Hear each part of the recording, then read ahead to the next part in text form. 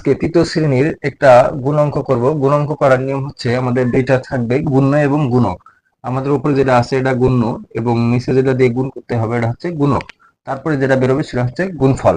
তাহলে আমাদের গুণ করার নিয়ম হচ্ছে আমাদের প্রথমে হাতে যেটা ডানে ডানে আছে সংখ্যা, এখানে 3, এই 3 দিয়ে সবারই গুণ করব। তাহলে এখানে যদি সবারই গুণ করি তাহলে 3 5 15, 5 হাতে 1, 3 8 24 আর 1 25, 25 5 হাতে 2, তারপরে 3 এর সাথে 6, তাহলে 3 6 18, 18 2 20।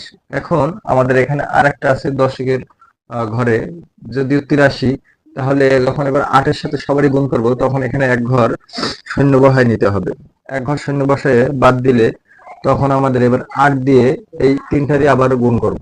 তাহলে 8 দিয়ে যদি তিনটারই গুণ করি তাহলে 5 40, শূন্য হাতে 4, 5 40 হাতে শূন্য হাতে 4, 28 64 আর 4 68, 68 8 হাতে 6, 6 48 আর 6 48 49 51 52 53 54। তাহলে আমরা এই 54 বহাই দিলাম। এখন আমরা এই দুইটারে আমাদের গুণ হয়ে গেল, এই দুইটারে গুণ হয়ে গেল। এখন আমরা যোগ করব।